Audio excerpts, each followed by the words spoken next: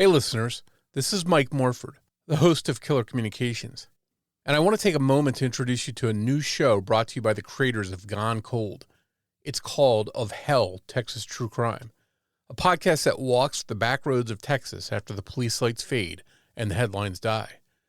It's a show about the killers who leave scorch marks on families, neighborhoods, and anyone who dares to remember. Killers whose crimes leave behind one burning question: are there more victims? Each episode follows the trail of a killer who thought they could bury the truth. But in Texas, secrets have a way of clawing back to the surface. You're about to hear a clip from Of Hell's second episode, the brutal killing of a working mother, a neighbor, a woman who was taken from her home and forced to endure torture before ultimately being slain by a madman called the Slayer Saint. If what you hear next gets its hooks into you, like it did me, subscribe to Of Hell, Texas True Crime wherever you're listening right now.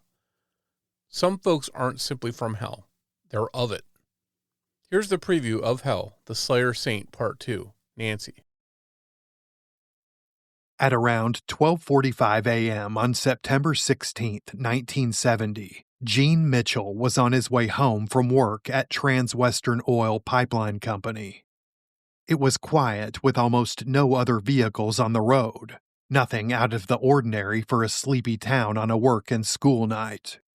The man worked a lot, and late, an exhausted cog in the big energy machine.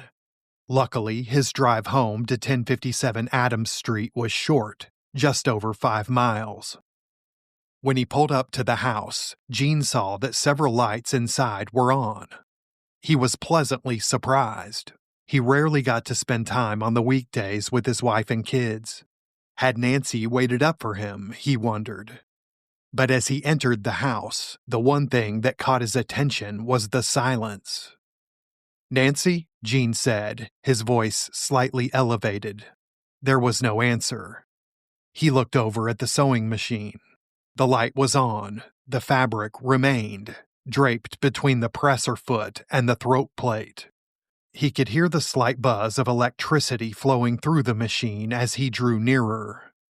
Nancy's cigarettes and an ashtray with a partially smoked butt sat on the sewing table, and underneath, Gene noticed, were his wife's shoes.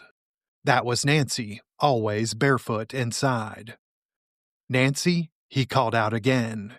Still nothing.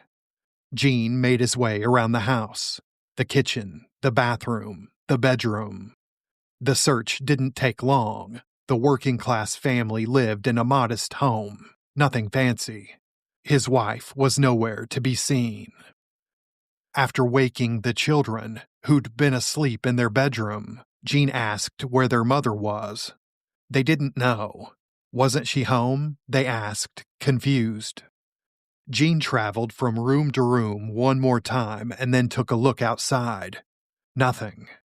He called several relatives, none of whom had seen or heard from Nancy except her uncle, who told Gene that everything was fine when they spoke just a few hours before. The man became frantic. It was late, and the unlit homes spanning the entirety of this block attested to it. On any other night, it would be the kind of darkness that says everyone's asleep and nothing bad ever happens here. But not tonight. Tonight it, and the silence, were foreboding. Gene needed to know if anyone heard anything. Their slumber be damned. Next door, his groggy neighbor rubbed his eyes but snapped to attention at the line of questioning. "Gosh, no, I wouldn't know where she went," he told Gene.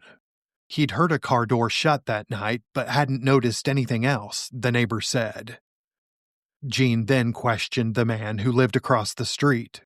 He reported hearing a dog barking, but could tell the distraught man nothing else. Gene went on to speak with a few other neighbors, but none offered any answers. He stopped, if only for a second, trying to remain calm, trying to think. But no one else came to mind.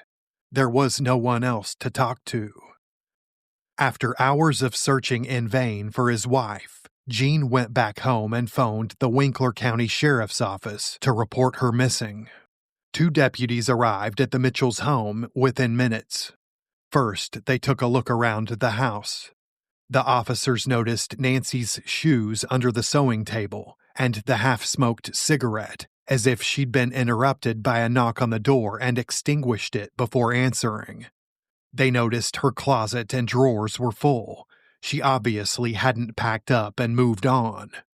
Her purse, anyway, had been left behind, and the billfold found on the sewing table contained two $20 bills.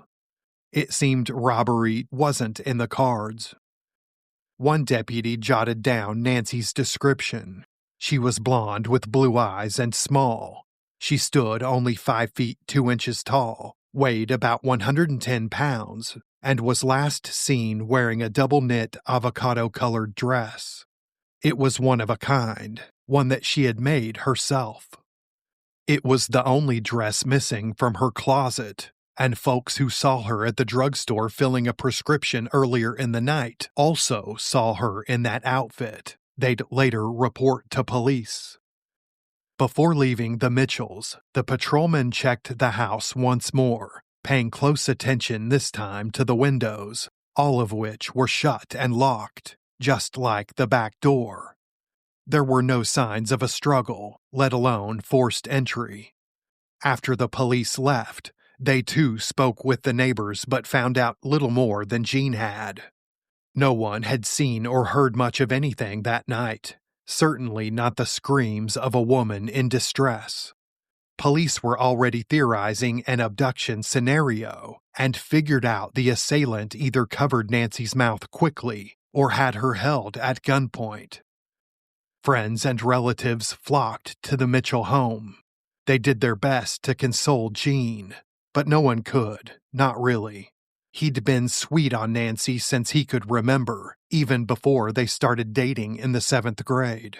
They were engaged while in the 9th. The pit of Jean's stomach felt unbearably empty.